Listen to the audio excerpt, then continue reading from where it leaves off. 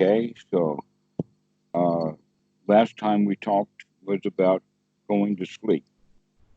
Yeah, I was waking up in the middle of the night a lot, and you were suggesting lion pose. Mm-hmm. Mm-hmm. And I've been playing with that, and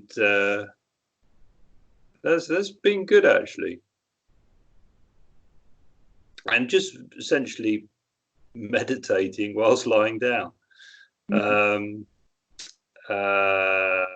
and it's, I found it calming. I wasn't anxious anyway, but it actually turns into something positive rather than just lying there. Um, and in the morning, I have felt better as a result, though last night I wasn't good again. But the problem I found is that when you are drowsy, actually trying to stay with the breath in an engaged way is, I found, quite difficult. So I've tried. What posture were you talking about in that regard? You were suggesting lying on my side. Okay. Not on my back, not on my front, but lying on my side. All right. As opposed to sitting posture. Yeah, this is why. Okay. Drowsiness can be a problem with me anyway, but no, more dullness, more of a dullness. When I'm sitting, it doesn't matter how tired I am, I won't get drowsy, but I will get dull. And I'm beginning to wonder if that's some of my problem with the sleeping, in that I've taught myself to stay awake while sitting, although I'm tired. And as I go through the sort of sleep patterns of night, deep sleep, REM sleep, this wave-like pattern that's occurring, as I come out of the deep sleep into the sort of slightly more wakeful stages, I'm wondering if I'm just coming right out of it because of what I've trained myself to do on the cushion. I don't know.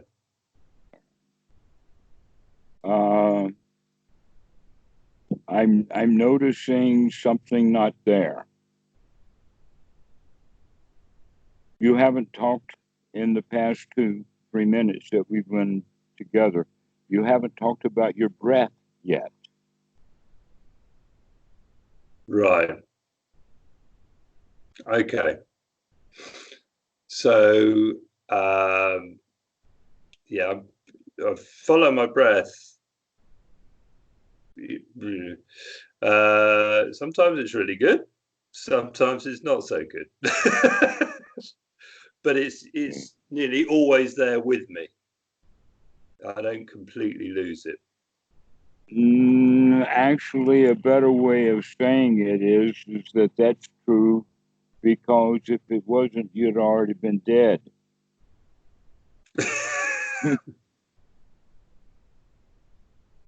So of course the breath is with you. Yeah. But the question is what part of the mind is in control of the breath?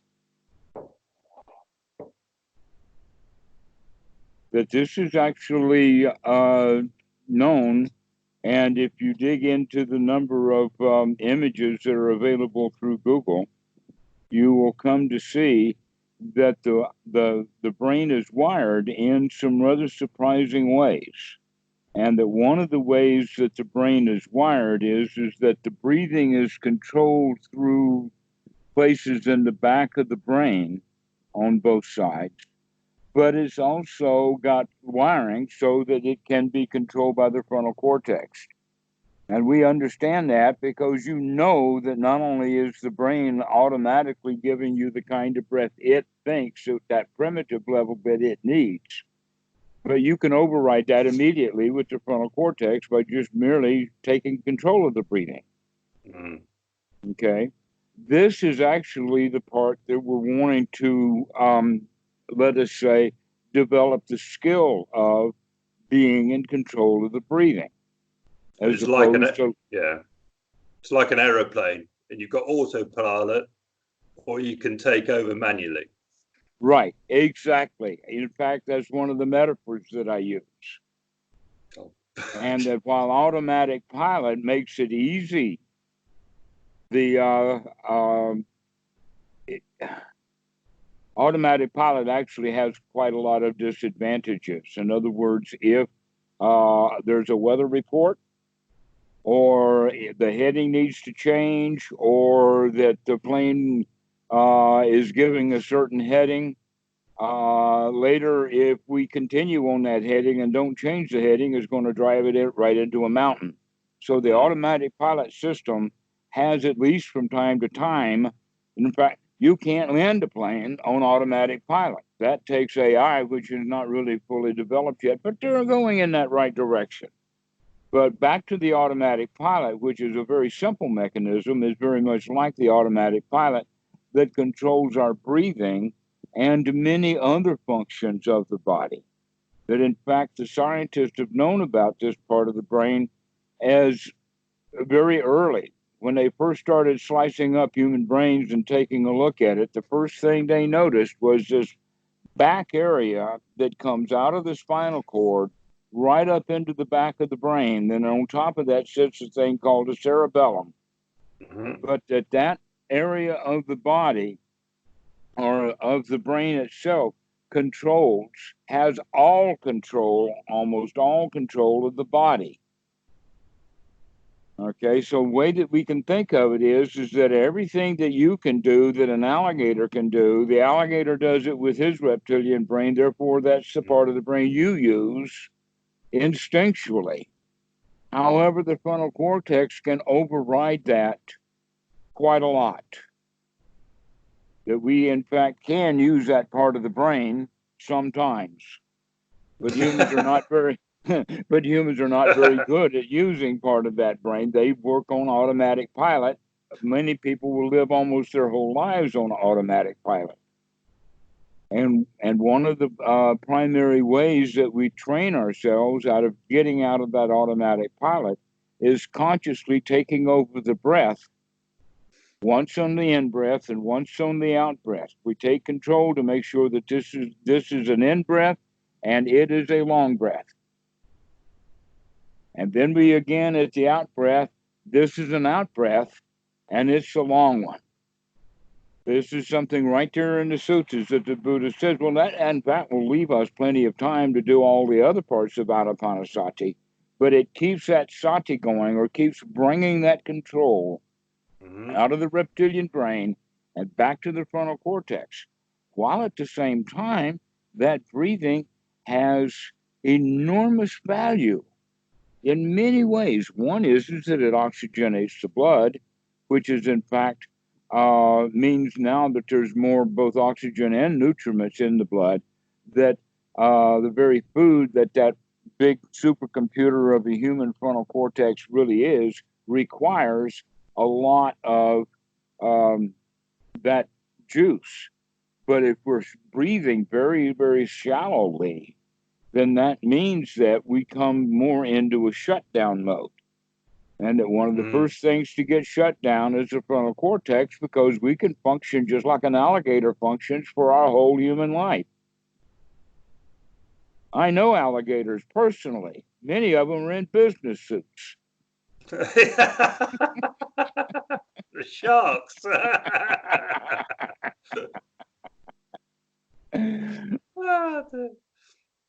In fact, they've got a good reason to call Washington, D.C. a swamp. Yeah. The alligators are identified with name tags on their door.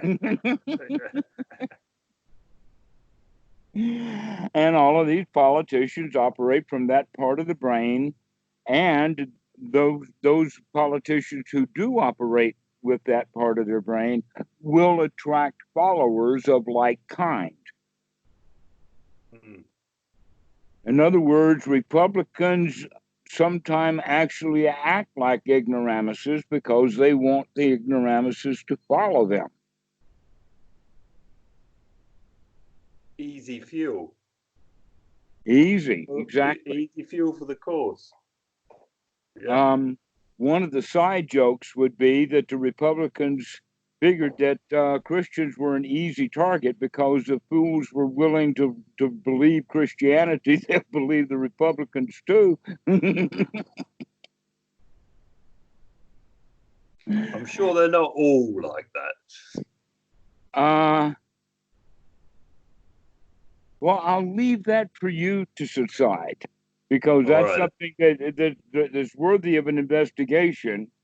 But I've had enough of that investigation. I've seen, from all sides, and recognize that I'm not any of it. That is not me. I carry no banners or flags for any of that, because that's the way that we'll talk about that too, about carrying the banner. Yeah, to drop the banner. Don't carry banners for anybody. So don't identify as a Republican. Don't identify as a Democrat. If the Democrats have a bad day and you hear about it and you think you're a Democrat, you'll have a bad day too. But if the Democrats have a bad day and you're not a Democrat, then you don't have to have a bad day. Same thing for the Republicans. So if people, and even those people who say I'm not a Republican, I'm not a Democrat, I'm independent. Well, now that word independent actually has its own flag. Yeah. So we can't even be independent, because when the independents have a bad day, we will too. And so this is no view. Right. That's one's right noble view, is to stop holding views. Yeah. And keep looking and keep investigating. That's what all of this is really about. And that the more you practice that, the more skilled you'll be at it. And the better your skill level means basically you can think of it as the higher in the air your drone can be, so that you can get a higher and higher view of what's going on below your viewpoint. Okay. But normally the view of a drone is moving. It's going from here to there and it's seeing all kinds of things. But a human being standing on the ground has a very, very limited view. And so his own viewpoint or vision mentally becomes that which comes with the view that he has connected with his eyes. So one of the in other words, we're very selfish and we're very narrow-minded, because all we see is what's just around us, and it all relates to me and mine. In other words, the information coming through the eye is how you interpret that visual. It's about 90% of visual information is actually constructed by the brain, I believe. Yes. So is that how we do all that constructing? That's the me.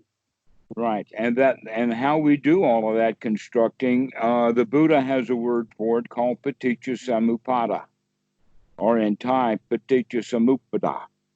So what that means is dependent origination, and it means that one step at a time, the mind goes through a sequence of events that winds up with a wrong image that impacts us in a wrong way, giving us wrong feelings, which bring on clinging and grasping like to a flag. Mm-hmm. And in that regard, we are then born into one of the unwholesome or woeful states. And so the states that we can get born into is hell. Hell is like anger or frustration or anxiety, but we can also be born as a hungry ghost, a preta. And the preta is, in fact, always hungry.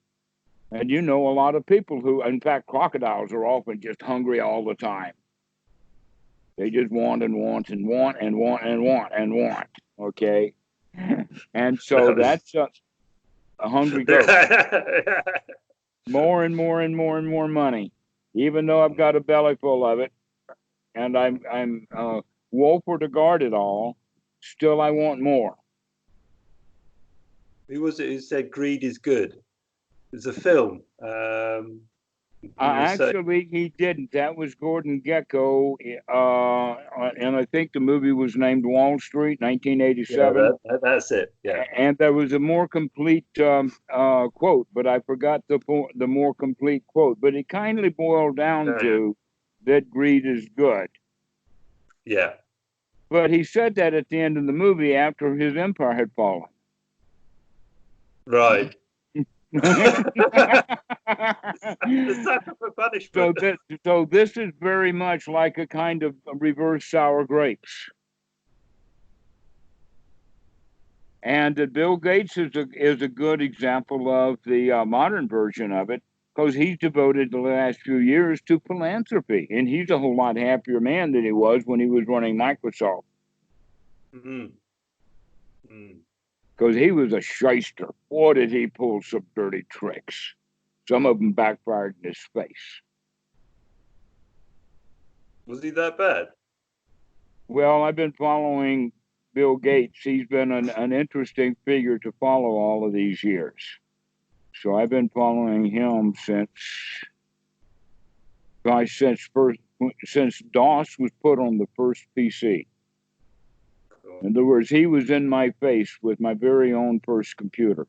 All the computers I'd had before that belonged to some university or bank or some big corporation that was manufacturing computers. But my own first computer, and there I've got Bill Gates right in my lap. So I've been familiar with him for a long time. But let's not turn this into a story about Bill Gates. Okay. The point, though, was going back to the kinds of modes of clinging that we get into. Each one of them on its own will carry us in one of these woeful states. The next one, after this one with greed, is the woeful state of a dumb animal.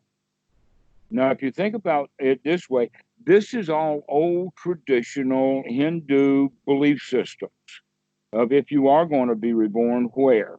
There's heavens and hells and ghost worlds and animal worlds as well as the human world, you know? Okay, well, guess what? Our intention is to stay born as a human and not be reborn into one of these hell states or one of these ghost states or one of these animal states. And we'll then define what we mean by heavenly state in just a moment. But first, let's look at the animal. The way that animals operate is basically they are put to work without any real benefit. And I've got many examples of that. When the horse is used with a tether to a plow to plow the field, he has just destroyed his entire menu. Because he lived in that field and he was eating all of that grass, but now he's been forced to plow it up, and he's not going to get any vegetables out of a vegetable garden. Best he's going to get is old dry hay. All right, another example. A donkey that I saw in India with kind of like a 4x4 size log. It was just a young tree cut down. It was attached to his back, and the other end was attached to a millstone about the size of an automobile or smaller.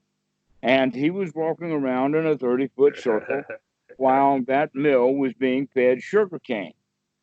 Now, I probably would think that they would at least feed some of the sugarcane stalk to the donkey, but did the donkey get any sugarcane juice? That was sold at 10 rupees a glass.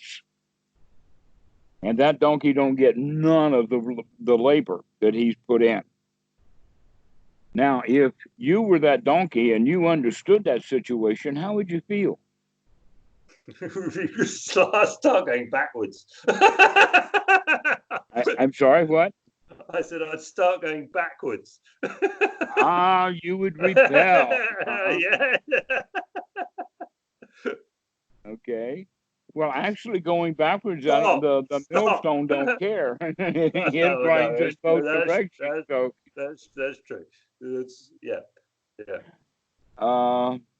But basically, what we're getting at here is have you ever felt that way before? Oh God, yeah. All right. Our whole lives as children, when Oh, yeah. we resent being told what to do, we resent being out of control. We grow up through resentment of high school. I mean, every high school musical is all about how much they resent this and that about the older folks. You've got Pink Floyd's Another Brick in the Wall. We don't need your education. You know, this is the whole thing. Most kids are raised in a way of being full of resentment for having to do things just because they've been told to do them without seeing the benefit for themselves. I mean, that for me was education. Right? It wasn't my home life, but education was definitely like that. All right. So that means that now that in education you've gotten that habit, so I bet you practice that habit on a regular basis. That you are in fact from time to time born as a donkey, that which means basically you go along to get along. You go with the flow, you go with the crowd. An example of that is that when you see a queue like into a theater and you see where the queue or the line is, you go stand in line, right? Why not go right to the head of the crowd? The best that can happen is 2 or 3 people will get upset, and then you'll be right there in the head of the line. Yeah. The answer is everybody says, okay, so this is one of those unwritten rules, or maybe it's written down somewhere too, but that doesn't matter. The point is that the humanity is a rule-seeking, rule-following bunch of dumb animals. Yeah, I mean, some rules do make things run smoother. Well, exactly. The herd mentality, to go along to get along. Exactly. Yeah. We're talking, agrees as kids. Yeah. And not only that, but the middle of the herd is safe. The extremities of the herd, the outsiders, lions can get that wildebeest, but the ones in the middle of the herd, they're fairly safe.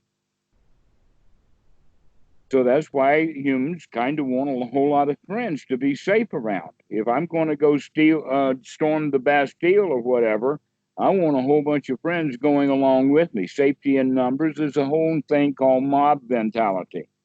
So one guy can terrorize a community of 100 people, and every one of them individually is afraid. But if one new guy comes in, a paladin or something, then he's going to, show that he's not afraid. Everybody's not going to be afraid. And now you got a mob on your hands. And that mob will then do what mobs do. Okay, it makes everyone brave enough to do what he is afraid to do. In other words, it's a freedom from that fear of the retribution of not going along to get along. And the Buddha puts that in the place of this is a hell world. That we do things not out of wisdom, but just because that's the convention. That in fact, basically what our right view is to start reviewing these old conventions, every one of them. I mean, that was one in the line queue. That's a surprise for you, I bet. Sorry? Yeah, that I'm just going to go to the head of the line. Why should I stand in line back there? Would you do that? I've done it all the time. I don't get on a boat and stand in line with all the Farang or all the Westerners. I'm always going to go to the head of the line. That's what the Thais do. In Thailand, there is no such thing as queues. Yeah.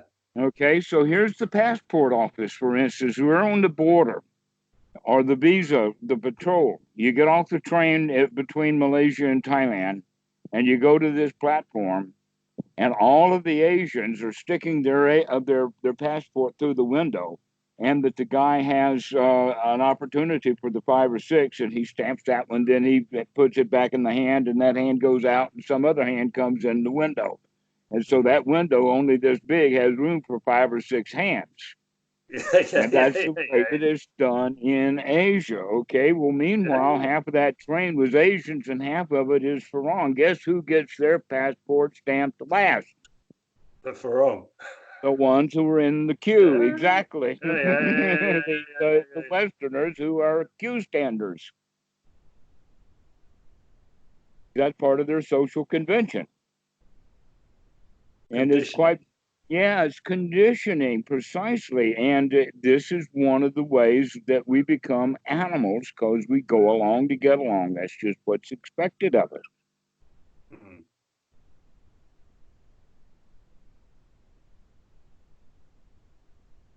And so it's much easier to get special pleading. And the special pleading that I use is I don't believe in cues.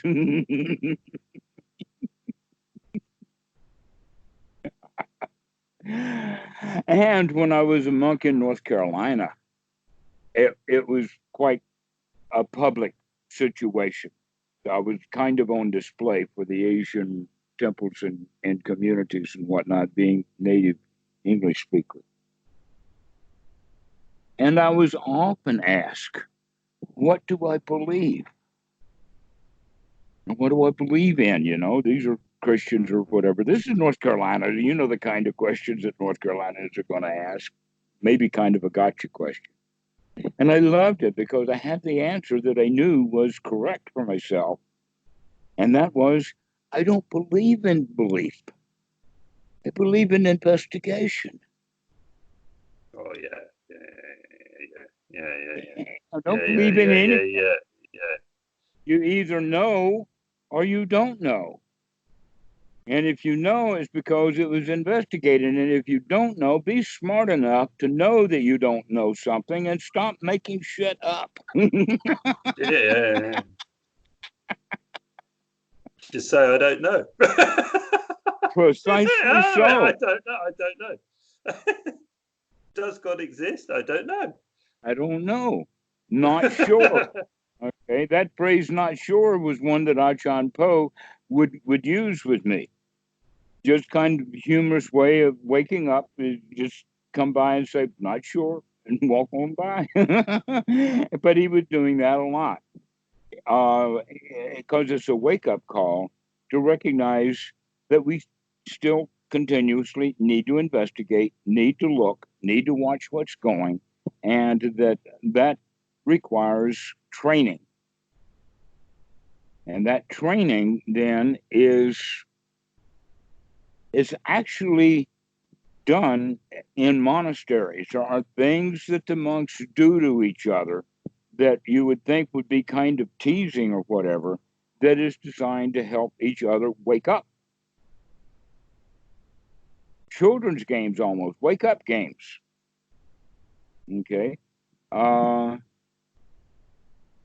many examples of that kind of thing, but the way that I'm playing it here with 7-year-old Kitty is uh, she'd better know that I'm there because if she refuses to pay attention to me, I'm going to take her cell phone right out of her hand.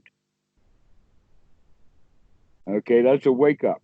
And for 2 years, she would cry and whine, but now she's really smart on it.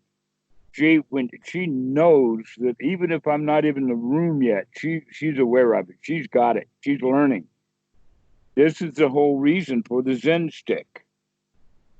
Yeah. Since you and I don't have that kind of familiarity or let us say ability to play games with you that are wake up games, we're going to have to give you ways of doing that for yourself. And boy, do I have a bag full of tricks to help the students begin to wake up. But one of the important qualities that we have to go with is that uh, we have to sort of change our mental attitude about the word meditation and what it means.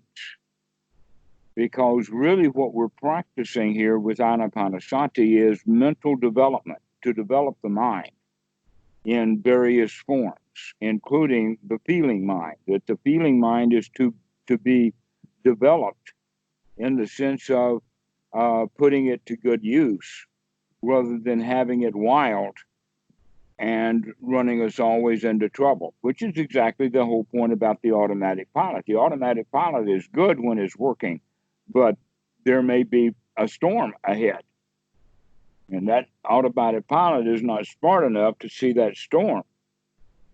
And so the pilot has to take control again. But one of the qualities of the pilot taking control is now he's got to fly the airplane. The pilot's not doing it anymore. So he's got to do yaw and lift and drag and power and horizontal stability and all of that kind of stuff, which, if he's a good pilot, it's all second nature to him anyway, because he's been doing it for a while. But say the captain is dead and just somebody out of the cabin comes in and says, okay, it's time to land. I'm going to take it off automatic pilot. He is lost because he doesn't know what to do to get that plane back into the air. Well, in a way, that's how humans are also. Is that when we come off of automatic pilot and start working in wisdom mode, sometimes it feels almost daunting. And there's a lot of mistakes to be made, but we'll learn eventually to fly our life and do so wisely. So this is what we mean then about skill development, that we have to develop the skills that we need so that we can learn to feel the way that we want to feel rather than feel the way that we have been feeling. Because the feelings that we have now are the ones that we practiced and learned in childhood. Victimhood. Pardon? Victimhood. We're just victims. Right, exactly. Victims of that conditioning. Mm-hmm. And then when they're adults, they continue that same victimization to the next generation. Hmm? And don't you see it in families? Yes, absolutely. You see a negative trait in a parent, and then all of a sudden you see it popping up in their children. Mm-hmm. And it's like a virus. It is. And that in that regard, it's called a meme. And this is what Richard Dawkins actually meant by a meme, but it's a mental virus. Yeah. And that religion is a case. Religion is a case of but so is domestic violence. Yes. Yeah, that's a meme. Is it? Yeah. Kids who get beat up as kids are more likely to beat up their kids. Okay. It's a transmission. Yeah. Mm-hmm. Exactly. Yeah. Also, there are many other traits that are like that. For instance, musicians will push their kid into music. Mm-hmm. And it's got already in his genes. The proof is mom and dad right there. Okay. But the same thing happens with politics. It used to happen with horseshoes and blacksmith. Yeah. Father to son. Okay. In fact, that's all the old way. Nepotism. That's how strong it is. And so it's only in modern times where modern education has allowed the children to start to break out of a much heavier mold than they would have normally had they been caught in that nepotistic world, which is exactly where the Thai people are. That's one of the disadvantages, if you would call it that, but I don't see it that way. But the Thai people literally cannot see further than their family.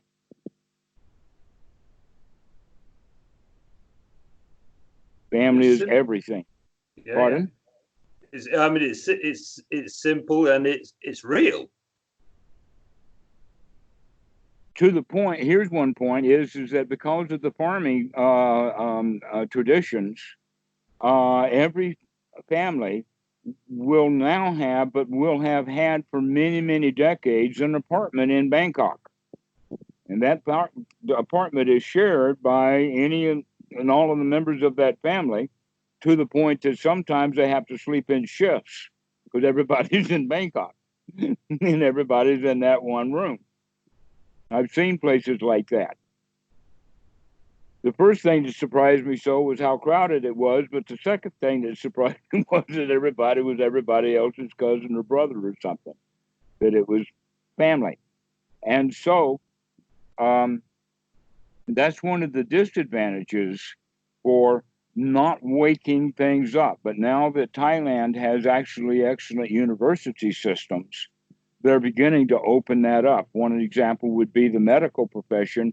The Thai government has a plan so that if you work for the Thai National Hospital System for 10 years at the salaries that we give you, then we'll pay for your medical education. That's a good deal. They do that for nurses and doctors. And that's what's giving them a really excellent foot up on getting a national socialized medical system here in Thailand. That's actually quite beneficial. The Thai government is really on top of the Corona-19. You never hear about Thailand. They don't make the news. Isn't that good news? India? Yeah, India's in the news. Pakistan? Yeah. Iran for sure. Italy, almost definitely. But Thailand, no. China, yeah. Japan, yeah. But you haven't heard a thing about Thailand. Even Malaysia is having a bit of problem. But Thailand has been one of the things that happened by serendipity is they were just about to inaugurate and open a brand new major hospital. Just in time for the coronavirus, it was immediately turned into an entire coronavirus hospital right outside of Bangkok, and it never got full. They didn't have enough patients to fill up their new hospital with them. There was one on this island, naturally an Italian at the time. Well, I guess he's still alive, but actually more than a week ago, he was sent over to Koh Samui. So now he's the only Corona-19 virus on Koh Samui, but now there's no coronaviruses known on this island. And this has been now 4 weeks or so. And still, it is tightly locked down. Which island are you on? Koh Phangan. You're Koh Phangan. Yeah. All right. So, anyway, back to the point that we were talking about the way that kids are raised. We wind up being in that animal state. You can also see that it's associated with instinct, the herding instinct. Going along to getting along means we follow the rules. So all of our attachments to rites, rules, rituals, and ways to do things are there to operate on that part of the mind that becomes the animal in the animal world, which Freud would talk about it in the sense of the id, and that all the rules, the social conventions, and that are even vocally said concepts come out of the superego, which we now would identify as the mammalian part of the brain, and that Freud, with his term superego, Byrne had the point of parent. So now we have 3 different cortex that each have 3 different functions. We have the frontal cortex, the mid-range language, mammalian, herding instinct, rule following, and all of that kind of stuff that you do not see in alligators. Alligators do not have that part of the instinct. Theirs is much more basic, and that's the reptilian brain. Okay, so now we have, and that reptilian brain is then the id, or the child. The child is the source of all of our happiness, all of our joy, and all of our sadness, and all of our suffering is coming out of the reptilian brain, because it's the part of the mind that controls all the glands that secrete all of these juices that we love so much inside. Juices like, some people like adrenaline. Most people like dopamine. Serotonin is really nice too. People become drug addicts because they want those chemicals in their brain, okay? And they don't know how to do it automatically, or let us say, by practicing it to become a skill. Okay. But we can, in fact, talk ourselves into feeling a whole lot better than we used to feel. Can I ask a question a minute? Sure. So I've had, you have experiences whilst you're meditating, etc. But I've had a couple of days now where, for no apparent reason, I've woken up in the morning, just gone outside, started work, whatever, and it is just my body's fizzing. I suppose this is what you'd call pity. Yeah. Okay.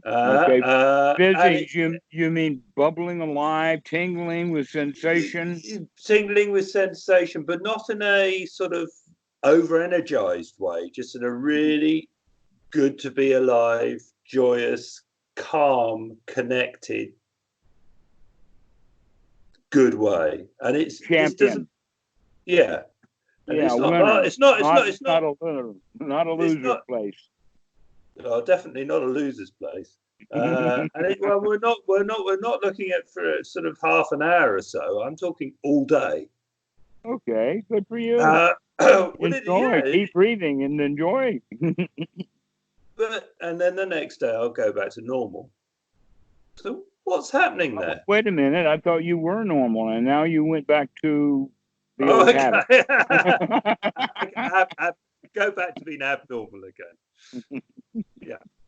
Maybe we should say it this way: is that the old state is normal, which is the way you said it, but the way that you're talking about your new experiences, we could use the word natural. Right. So instead of feeling normal, we're going to start feeling natural. Nature, one with nature, at nature method. And that's the thing. Pardon? When you describe it as one with nature, that is the feeling. Yeah, I like that. That's in fact, there's a term for it called Dhammakaya, or the whole body of Dhamma. Everything becomes our environment, our nature, and the nature that we're in and a part of. That is often described through religious terms. Some people will call it being in the lap of God, or something like that, because they're trying to make sense out of it and put it into a context that they know, rather than doing it through direct experience and understanding how we got there and know what it is that we're doing.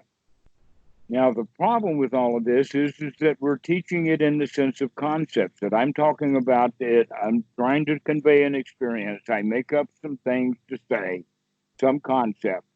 We feed that through the wire. You hear the concepts. Can you take these concepts and turn it back into the experience that we're talking about? The answer is slowly, but yes, we can eventually do that.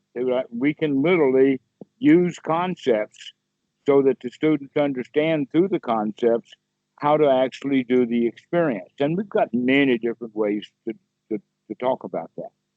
But an important way of looking at it is that it's much more, let us say it this way, it's more humorous than it is magical. Puts a smile on your face. Yes, it's humorous, but it's not magical. And people who go through a magical way generally have a whole lot more trouble of getting there than when we go directly into that place. But once we're in there, there's a lot of different ways of talking about it. Another one that I like very much, in fact, is when the Dalai Lama was visiting the UN and he stepped out on the street and saw a hot dog vendor, and he went up and he says, "Make me one with everything." You get it on them? Yeah. Okay. Make me one with everything. Make me one with everything. Okay. Another way of saying it is changing the pronunciation of the word of atonement into at-one-ment. But we can also use the word atonement in the sense of the tone or in tune, that we get in tune with nature rather than screeching our loud cries of anguish throughout our life. We get into harmony and sing the song of nature. So this is another way of talking about it, and that this is the invitation to stop living our old life, which is part of the mind, just letting the mind spin and spin, and rather spend our time in the here now, enjoying this present moment. Because at one moment, what are you at one minute? You're at one with this present moment, which is in constant turmoil, constant flux. As soon as there's any clasping, clinging, you're trying to hold on to the past. You're stuck, Right. And once you let that go, then you start to flow again. Exactly. Okay. And so we can go now back to those four modes of clinging that give rise to these four hell worlds, including this becoming an animal. That all of them are based in insecurity. So the herd mentality, or let us call it, even go so far as to call it the nesting instinct. The nesting instinct is there because we feel insecure out of the nest. And so therefore we're going to keep the nest rules, the house rules, in order to abide here. Because I'm looking for safety and security, which means deep down inside, I feel unsafe and unsecure. But when I found a place where I can be safe and secure, I don't need the nest anymore. And I don't have to follow the rules of the nest and make up my own rules. And if I can do that, let's be very wise about it. And so the Buddha has a new set of rules, and that new set of rules is dukkha, dukkha nirodha, that which he teaches. He only teaches one thing, and that is suffering and the end of suffering. See the suffering and step aside and get out of its way. And when you're out of its way, wow, it's very nice. And when you're standing in the road, you get run over. And so it's really then almost a basic switch or a change in attitude from dark to light, or from habitual to skilled, or from victim to champion or winner. This is the basic way. Which way are you going to live? Are you going to live being controlled by your feelings? Are you going to be living a life where you are in fact in charge of your feelings and feel the way you want to? Simple switch. The trouble is that we're habituated to the old feelings, and therefore those feelings feel right, even though you're they're saying wrong. that switch is spring-loaded, and every time we have to throw it back to the way that we want to, because it naturally or normally just flips back over to the old way? Yeah, that's why we need that's what I'm saying. It feels right. Mm-hmm. And so we have to remember to keep flipping the switch back into the direction that we want it to be in, and we keep practicing that over and over and over again, so that we wind up with this little, let us say, package of skills that we are developing. For instance, on the piano, there's actually quite a few skills to learn to develop. One is how to make big chords. Another one is how to play scales and fingering techniques. Another one is when and how to use the pedal. So there's actually several skills that need to be developed to play the piano. And sometimes the student is not capable of one, and that's tuning the piano. So he's got to get help doing that. But coming back to the point that we have skills to be developed, the first one is sati. The most important one, and the one that comes first, is right view. In other words, we keep wanting to do the investigation. That's the primary point of why wake up, so we can see. That's why we wake up. Take a look. Okay, look at what you're doing, etc., like that. That is all about right view. Not having a point of view or a concept that you believe in, but rather it's just merely right view because we keep doing it over and over again. So that's the skill. Sati is the skill. Right effort, just the amount of right effort, including taking a deep breath and gladdening the mind. That's right effort. And that the three of those together work to bring about this fourth skill, which is so powerful and valuable, and that's one's right attitude, the attitude of a winner.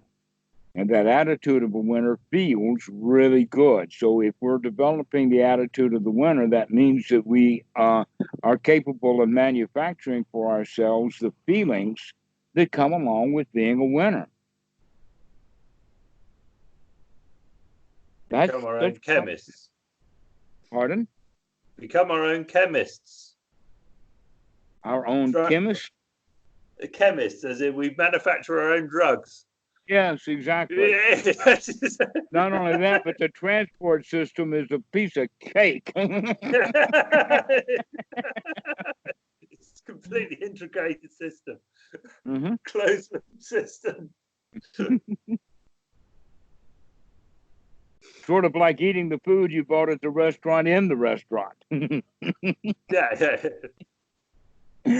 So, or a home cooked joy. Yeah. This is what we're actually looking at is home cooked joy. And so we practice that with that aha, I see you, Mara. Aha, I see that the mind is in hindrance, which means that it is associating with one of these hell states. And that we can get fully blown into that hell state if we follow those hindrances. And so the last one on the list is what we call the Ashura. And the Ashura is often thought of as a heavenly world, but the Ashuras are very much like in Greek mythology. They have the Titans who are warrior-like. So these are the gods who are still fighting with each other. And they're fighting with the higher gods, but the higher gods always win, which means now the Asuras get their butt whipped if they go to war. And so they're warriors who are afraid to go to war. And we get in that kind of state quite often, and that in the sense that we become fearful to do what we know should be done. And we become operated through fear rather than through wisdom. And so when we are absolutely operating like a human being, then through the human being, we're using right view and right sati and right effort to keep the frontal cortex in charge so that we can apply and sustain that kind of mindset to have the thoughts that we want to have rather than the thoughts that are associated with clinging. All right, so where I'm actually working right now with you is at the upper end of Paticca Samuppada. Up there at step 11 and 10. Okay, the clinging that gives rise to the birth or the rebirth of a self that is born into the woeful states. So this is what we mean by where is the birth of the self? One way of saying it is that self is a bucket for carrying our own self-pity. If there was not a bucket to carry our self-pity in, it would just, and there wouldn't be any. Okay. So all of the feelings that we have means that there's a person that we have manufactured in order to be that which is being protected, for instance. So we call it the self-preservation instinct. A better way of saying it is that it's an organization or an organism instinct. But really, It is a self-preservation instinct because it's trying to protect a self that doesn't really exist. But the feelings of protection and the need for protection and the fear that then gives eventual rise to going along to getting along, or gives us the view that, oh, if I get enough stuff, then I'll be satisfied. And so we become a hungry ghost. Or whether we feel like that we're about to lose something, and so we get pissed off in that regard. But all of it has to do around the central issue of fear, that fear is our primary motivator and driver. And the fear is operated through a mechanism called the self-preservation instinct. And if that's the case, then basically what we're looking at is something that keeps the organism alive. And the thing that keeps us alive is fear, which means basically that we're afraid of death. So that's the big motivator. Our primary biggest motivator is fear of death. And so if the fear of death is there, then if we can manage through the practice of anapanasati to be fearless, that means now we can manage the feelings on our own because it's not driven by this self-preservation instinct that keeps going off haphazardly at inappropriate times. An example is around the corner, the young student in high school sees the bully and his two friends come around the corner. If that kid shows fear, the bullies are going to come right after him because he feels like he's got to protect himself. But if, in fact, when he sees them, he can swallow that fear and actually speed up his pace so as to cut right through them or go, even if they try to prevent him. He's already got the speed going, so he just goes right through them, and right after he goes, he says, see you guys later, I'm busy now. They're not going to bother that guy much. I'll tell you a story about that. Oh, okay. Well, it was just, I was bullied a lot at school. I was a victim, yeah? But I had a friend, and he was just a little guy. And these same guys that were bullying me bullied him one day. And he went back home and he told his dad. And his dad said to him, Michael, when you go back in tomorrow, you go into school, you find those bullies and you run straight up to them and you hit them. And that's exactly what? Hit them. Hit them, He just ran, and that's exactly what he did. He ran straight up to them, hit them, and never had a problem again. Faced his fear. But at that stage, I didn't. Well, guess what? Fear actually has a chemical thing that is given off in the breath and is given off through the skin. I mean, we really do poison ourselves with this adrenaline stuff, and so it can be smelled. But humans don't have a very good sense of smell, but dogs do. Dogs do. Right? And because of that, they know who to attack, the ones who are afraid of them. All right? It's just built in. The Westerners, or actually humans don't, because Asians are quite afraid of dogs, and they shouldn't be, because they're humans. The dog's just a dumb animal. Yeah, and you can make friends with them, but if you show them signs of your fear, that's hard to do. Yeah. Well, when I was a kid, we had a couple of dogs, quite big dogs, but they were very, very placid, lovely animals.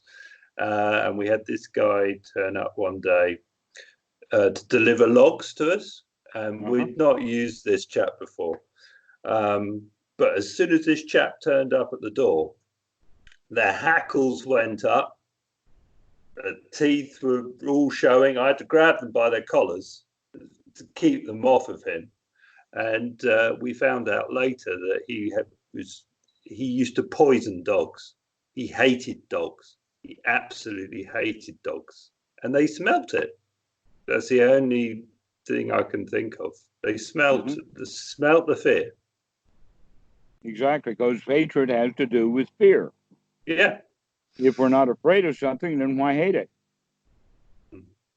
No, we hate things that we feel vulnerable to. Mm. That's racism. Mm. Why is there, for instance, why is there so much hatred in America about Islam? The answer is because they're afraid of them. 9/11 and all of that stuff. Mm.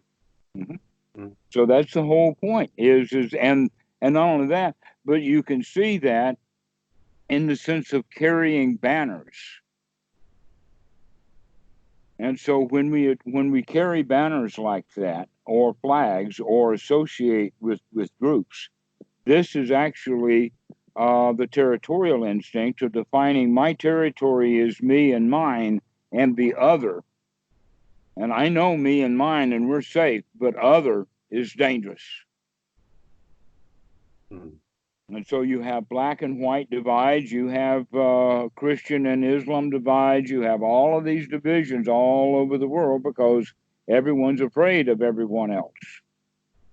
Every war that has ever been fought has been fought with starting it by having a preemptive strike.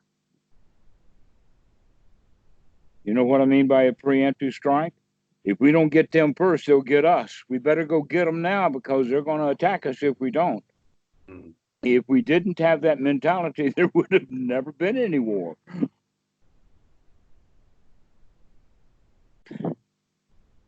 And so if we don't have that personal mentality of things are dangerous, then we have an easy life. But coming to that state of being able to control our own fear is much of the process, to recognize that there's really nothing to be afraid of. Why am I acting and feeling afraid? Mm. And the situation may be such that you can say, oh, the situation is the reason to be afraid. Well, getting arrested, that may be a situation for people to be afraid in. But generally, the more afraid you are, the worse treatment you're going to get. But if you're really friendly to the cops, they'll treat you really well. Nobody treats the cops really well when they're taking somebody in. Then when you get to the duty desk or whatever, you can thank them for such kind treatment, regardless of what treatment you got.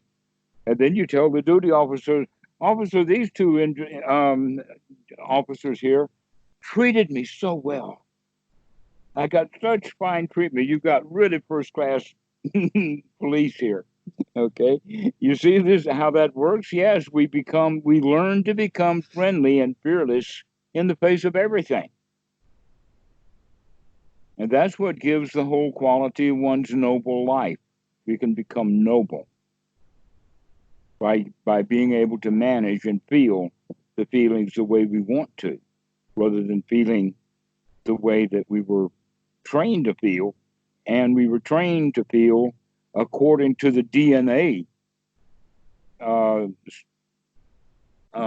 programming anyway. Our DNA is built in to keep us alive. If humans did not have the self-preservation instinct, we would, in fact, clutch ourselves to death. The only thing that keeps a toddler alive is due to fear. Otherwise, all the toddlers would stand in the road watching each other get run over.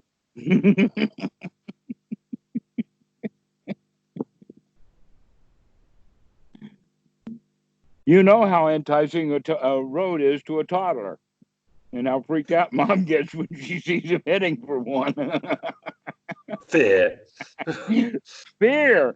Yes, she's got the fear, but the toddler doesn't. But he will learn. Yeah. And who did he learn from? Mom. If mom freaks out about it, maybe I should freak out too. And here we go, because all of the all those, let us say, the basic subroutines come right out of the DNA, and all we have to do is just kind of fill in the blank. The fear is there. All we have to do is find out what to be afraid of, and mom's going to be afraid of everything. Yeah, it's sort of like an app on your phone, the fear app. Mm-hmm. So this is where we begin then, is to understand all of the base of anxiety and all of the base of our bad feelings comes out of our instinctual nature, but that we don't have to feel that way. We're not always animals. We can grow out of that every time we remember to. The remembering is the sati, the mindfulness. Right, that's mindfulness, sati. To remember to look at what you're doing, look at how you're feeling. And by doing that, we start to taking those deep breaths and feel really on top of the world. We are the emperor of our own pile of dirt, and we're sitting on top of it. The Pali word for that, by the way, is lokatara, and it's translated sometimes as transcendent, and sometimes it's translated as supramundane. But I like it in that musical way of sitting on top of the world. Lokatara. Lokatara. Where lok is the world. Okay. Out of the world is what it means. And so, how do we do that? Well, the world then is all of that past. The world is all of that samsara. The world is, in fact, what we head into when we go into one of the woeful states. Especially the world is that world of society that is the nesting instinct. The society itself is where we go to become an animal by going along to get along, following the rules, doing all the rituals, doing everything right. And so this is, and that people do all of that with kind of the understanding that a structure is better than nothing. So you can think of wrong view as merely things are in chaos. Do whatever you want. There is no karma. There's no afterlife. There's no this, that, or the other thing. And the anarchy. Anarchy is another word for it. But at the core of that is a little phrase, and that is, I can get away with it. In other words, even though there's a rule for it, I know that rule, and I'm going to get away with it anyway. I'm going to break that rule and get away with it, which means then that the rules have no power over me. And so that's one's wrong view. And with wrong view that way, that means that we're bound to start causing ourselves a great deal of harm because we think that we can do anything that we want to do. In a sense, that's a kind of a perverse way of freedom. That here, that's the freedom to do things, to where really the right, correct kind of freedom is to be freedom from things. For instance, the kid wants to be free to go out with his friends in the hot rod. But freedom from is that the kid's grown up now and he doesn't want to go out with the kids in a hot rod. He's free from that now. So anarchy then is when we think that we have freedoms, when in fact it's a fool's errand, it's a klutz, it's not wise. And then there is ordinary right view, which is structure, and the hallmark of that structure is the law of karma. That there are good things and there are bad things, and that there is merit making, and there is results of good and bad actions, and there are hierarchies that should be. And so basically what we're saying there is that now we're introducing a rule system to try to manage the anarchy of wrong view. And this is the sila. And that's sila. And attachment to that is sila bhatta paramasa. And the sila bhatta paramasa is the second fetter. Right. So while we look like we're teaching sila to the beginning students, basically we're teaching them wrongly. We should teach them to be free from the rules rather than to adhere to them, to be above the rules. Lokatara. How are we that way? Well, if you have a mind that's noble, when your mind is fit and organized or unified, that you have integrity, you have a noble demeanor, you're a statesman, that kind of position. Okay. When one is in that state, then we don't want anything, so we're not likely to go shoplifting. Mm. We don't want anything, so it's unlikely that we're going to go pad the books. We don't want anything, therefore we're not willing to lie for a president. So we actually become more dedicated to the truth. So it's the noble-mindedness then, or the ability to see dukkha and refrain from dukkha. That's a noble way of looking at sila, rather than attaching to it because you should. So in other words, you're making your own rules moment to moment to remain in a state of freedom and balance. Precisely. And when you get good at it, you're a marvelous human being. Mm.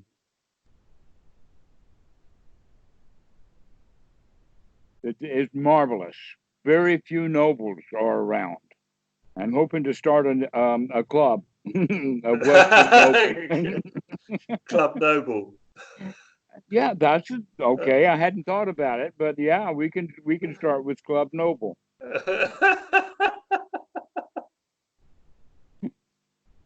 To support each other, especially those already teaching the Dhamma. Because a lot of people know enough Dhamma that they want to teach it, especially in the times of the coronavirus. But we don't want people to continue with the, let us call it, and I'm going to be frank with it, calling them charlatans. Charlatans are the ones who sell the Dhamma. They're selling something generally they don't have. It's only when it can be given freely that it has value. In fact, I've heard that about holy water, that if the priest bless it and they get it to the state of being holy water, if you're carrying that stuff around and someone wants a drink, if you don't give him a drink, that water is no longer holy. Okay? The Dhamma is kind of like that. It loses its holiness. It becomes market goods when it's sold. Which is how it is in the West. But it's not that way in Asia. It's certainly not that way here in Thailand. Nobody ever charges entrance fees at the door to a wat.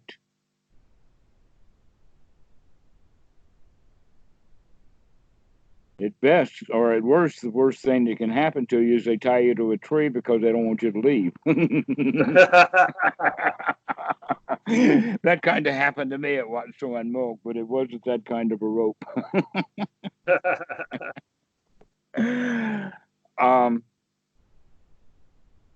So the whole quality then of having a noble mind and being free from rites, rules, rituals, and doing the things that we want to helps us to stay out of being in that state of animal, of going along to get along, and that we're now kind of out of the world because we can feel the way that we want to feel. These are unique individuals. We need a whole lot more of them. Ones that are noble and high-minded and dedicated to the truth and live free from doubt about how to live. And so this is the practice of the Buddha, is merely to bring one to the kind of mindset that we should have been raised in as children, but we weren't. We were raised as animals by animals when there was a possibility of being human. That's the way they want us. Pardon? That's the way they want us. Capitalism collapses without it, doesn't it? Yes.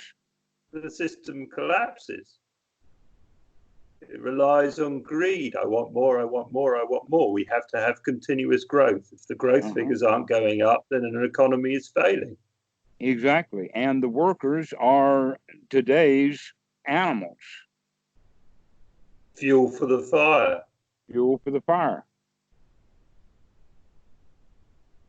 And so if you take a job and you don't like that job, if you take a job and you really enjoy the job and you're having a great blast doing it and you really enjoy the people you're around it, there's nothing wrong with that job. But if you take a job and you don't like it, now you're keeping that job just because you're going along to get along. You think you need the job and it's kept out of fear.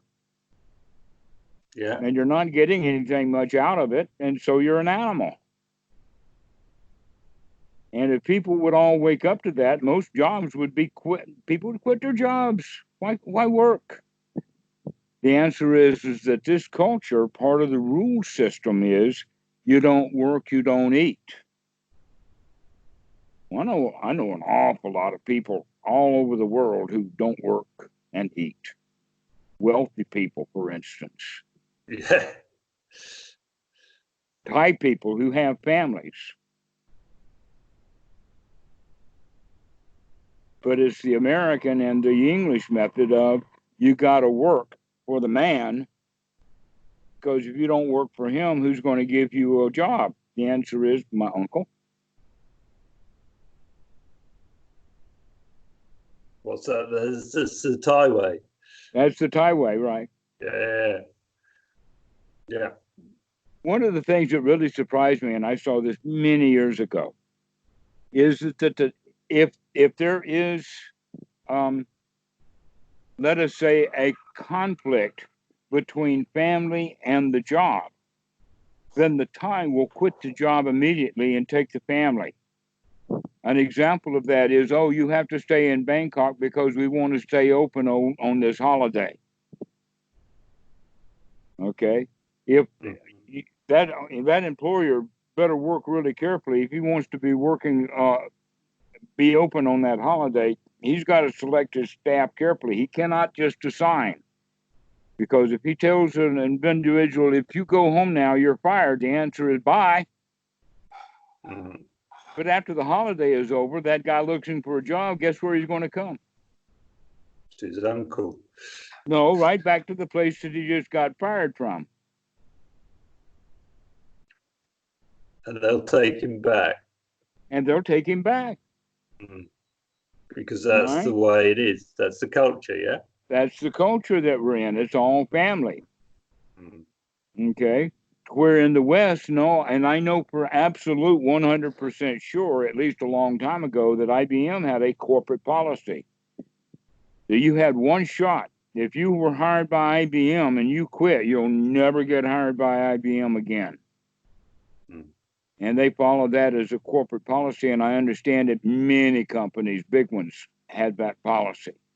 And they do it because if they had the easy quality of hiring people back, then there would be a whole lot more fluidity in the market, which means there would be a whole lot more happiness. But they want to be able to control people.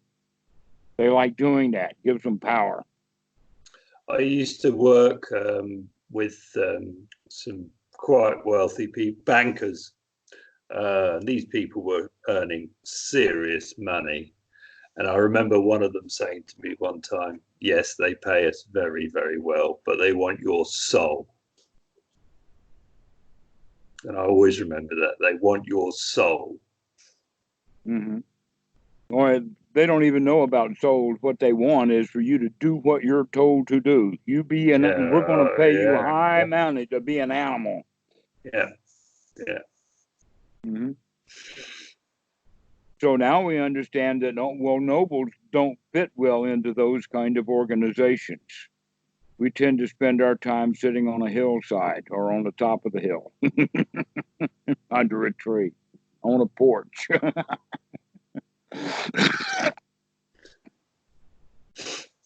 And so getting out of that workaday world is almost something that everyone wants to do. But they feel trapped by that old lie that if you don't work, you don't eat.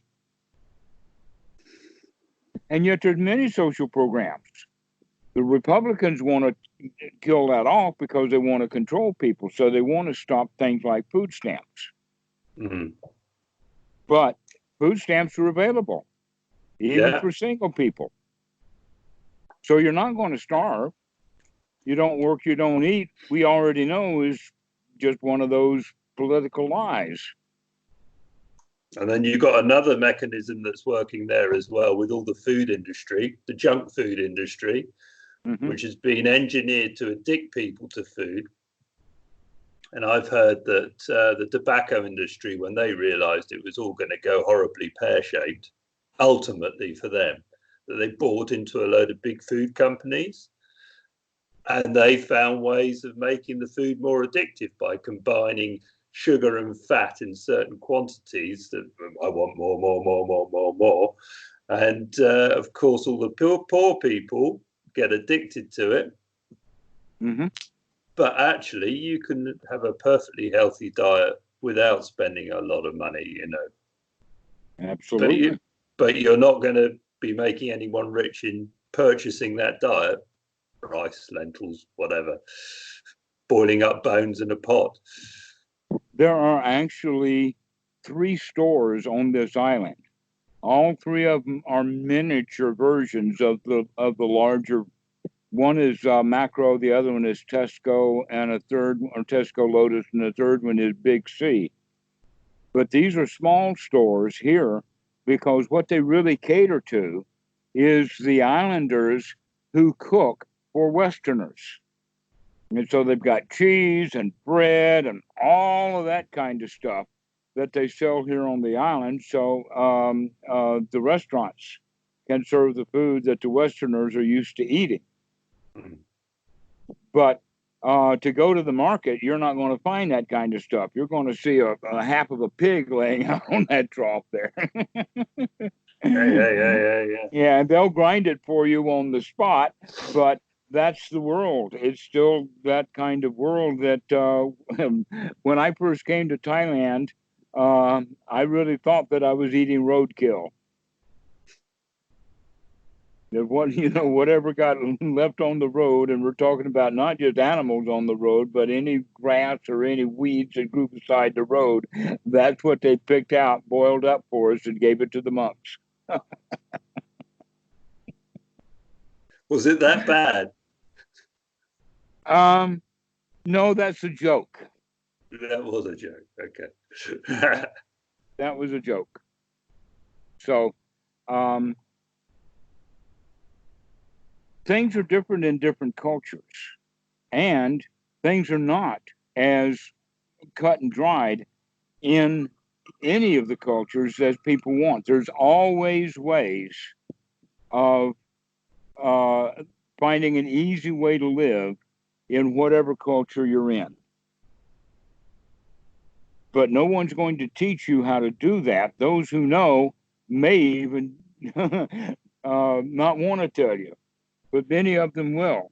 But those who don't know how to live an easy life are not going to be very good at teaching people how to live an easy life. Sorry, can you repeat that again? I say people who do not know how to live an easy life are unlikely to teach you how to live an easy life. And we're surrounded by them. Mm-hmm. Exactly. Nobody's living an easy life. Everybody is struggling. Everybody wants something they don't have. Everybody is going along to get along, and everybody is afraid. We just covered all 4 of those things. Or maybe I left out anger. But in that regard, that's the state that humans spend their time in, and very few of us spend a lot of time in the best part of our brain, which is keeping us in this here now. Mm-hmm. An example of that is while we're on Skype together, you and I very much are both in the here now. You're listening to what I'm saying. You're watching me. You're responding and reacting to and being in the here now. But you wouldn't have been able to do that if the Skype screen was blank and I wasn't here.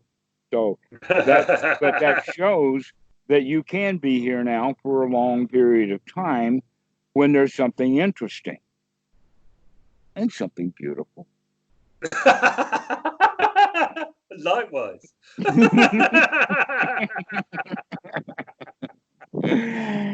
So it's our job to find our own interest and our own beauty, because beauty is in fact in the eye of the beholder.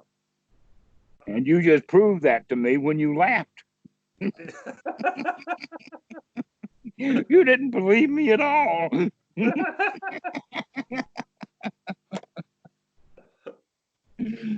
So I implore you, change your attitude, please.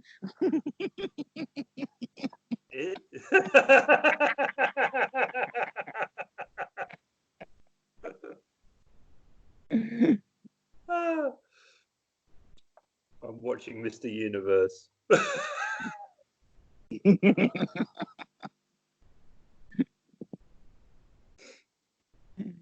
This weird above the world contest, huh? The weirder the better. Exactly. Okay, so let's bring this one to a close, because we've gotten a general direction or a general feel. We've talked about Paticca Samuppada, and in the sense, what we're really looking at is for you to begin to spend more and more time in wholesome thought that are associated with the here now, and less thoughts that have to do with the past, who will drag us into the past and drag us into these woeful states that we started creating when we were kids. And so the Buddha really recommends to stay out of the past. Past is dangerous. And it gets even more dangerous as you begin to take on noble qualities, and that your own standards for yourself begin to rise. Then when you reminisce about the past, you'll find all kinds of things that you did wrong, all kinds of klutses, all kinds of, oh no, I didn't do that, did I? Oh no, I really was a bad human being way back then. And so that's a really good reason to not go into the past, is because your past does not meet your current standards, and are therefore going to be painful to have those memories, to leave them alone. Just stay out of, don't go there. Don't open that door. It's not a door. I mean, the door's not closed. It's more like a hole in the wall, but there's no wall there. It's just, here it is. Stay out of it.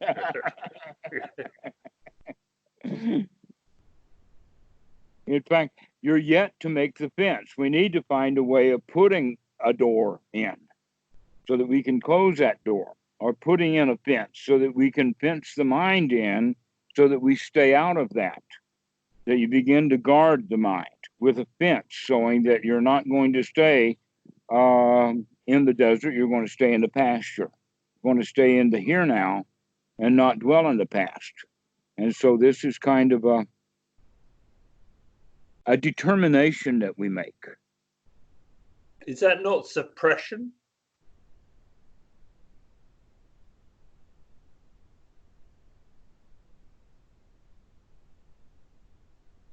Tell me more. I'm baiting you. Tell me more. Well, no, it's just if, so for example, something spontaneously comes up from the past that I don't like. Yeah. And the longer you think about it, the less you'll like it. Yes. But I can just push it to one side and say, I'm not looking at that. I'm not going there. Bang. I'm not, right, exactly. So you step out of the way. You just step right out of the way. Okay, go ahead. Well, no, your analogy of Popeye. You know, you stop the truck. That seems more like stopping the truck to me than stepping to one side. Yes, step aside, or have the kind of thoughts that you want to have, rather than having the kind of thoughts that are giving you bad feelings. You can say, I don't want to feel this way. I don't want to think about that time when I stepped on that girl's foot. Even if she doesn't even remember it now, she probably doesn't. I remember it, and I feel bad right now, so I'm going to stop thinking about it. Take a deep breath. Take a deep breath and come back to the present moment and say, "Oh, I'm glad I don't have to think about that girl and her foot." So I suppose that's what I'm saying. That's what I'm trying to articulate, is that you have, it strikes me that certainly what I've done in the past and what other people, from what I gather, seem to do, is that you just squash it, yeah, which is actually different to taking a big deep breath, staying with the breath, and all of a sudden that starts to melt away, and there's a void there that you can then put some happiness into, or just leave as a void. That's a different thing in my mind. Then what? Than just simply just pushing it to one side. Bang, I'm not looking there. Let's go and eat a donut. To distract me, to Wait a minute. suppress the Wait a feeling. minute. Wait. What kind of donut? Donuts. You got donuts. I'll send you a virtual one. Well, that's what we're doing right now is we're creating those virtual donuts. Yes, let's go get a donut. Yeah. Then why think about the time when I stepped on that girl's foot when we can have a donut instead? I'm going to get fat. Well, it depends upon what kind of donuts you're at. And maybe you're already fat. No,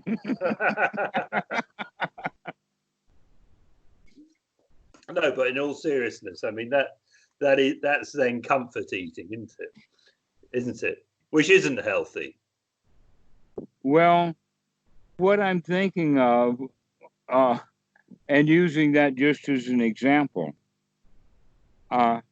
is that you're not suppressing anything, but we're creating new habits. And the new habits is let's stay in the present moment and really enjoy it. Okay, so when I was playing with donuts, I was merely playing with the concept of donuts, but in the sense of let's have a donut now or let's stay in the present moment. Yeah. So, okay, so this is where this is clarifying this for me. Yeah. So I suppose what I was saying is that simply taking one thought which you don't like and replacing it with another thought that you do like isn't actually necessarily, we're just stuck in thinking still, which is abstract. Precisely. But those abstract feelings do have an effect upon our emotional status. Yeah, absolutely, which is real. Exactly. So let's start gladdening the mind so that we can begin to then just beginning to gain control over the bad feelings by understanding that there is a connection between thought and feeling. Oh yeah. Okay, absolutely. So if we think bad, we'll begin to feel bad. If we think good, we'll begin to feel good. It really is that kind of simple. Yeah. But it's hard to do because we're such a bad habit of feeling bad, thinking bad. So we have to remember. And that's sati. We want to start developing that skill so that we can remember over and over and over again. We've got a choice. We don't have to follow the old habits or the old karma. We can we got choices here. We can do something new. And then we'll forget and we'll go back into the old habits again. And then we'll remember and we can come back again to the new. Our choice. But we don't have a choice until we remember that we've got a choice. Yeah. Oh, yeah. Yeah. Got to have something, a steering wheel to take hold of. That's right. All the tools you need to drive your vehicle in a marvelous way is right in front of us, and yet we are in the ditch half the time. And that be right in front of us. When in fact we've got all the tools we need right in front. Exactly. That's steering that. Exactly. And yet, this one takes power. This one takes energy. This one takes breathing, and this one takes over when you don't have that. Yeah. Okay. So yeah, well, you got very emotional people.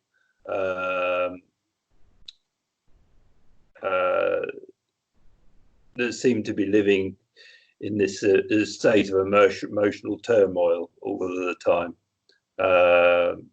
Often with an awful, they've got very good imagination often. And this is where they're existing. I think that's what you're saying.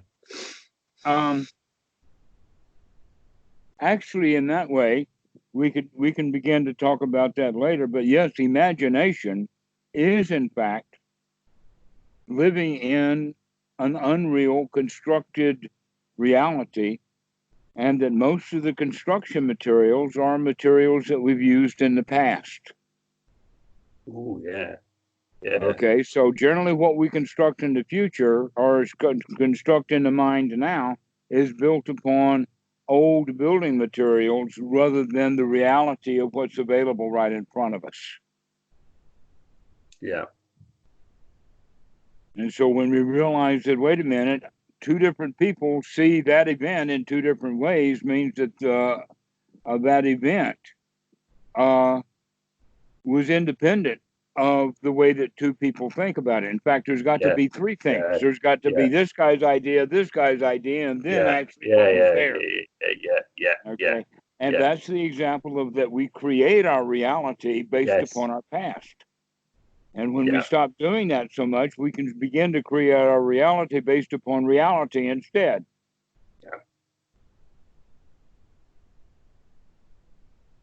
Totally get that. Great. All right. Well, Robert, thank you for calling. Thank you. Thank you so much. And I hope to see you again soon, and we'll continue with this. Yeah. When should I get back in touch? Oh, every couple of days, twice a week, something like that. Thank you. Stay healthy, and look forward to seeing you soon. All right. Get happy and stay happy. Don't worry. Be happy. Thank you very much. See you again soon. Okay. Bye-bye. Bye-bye.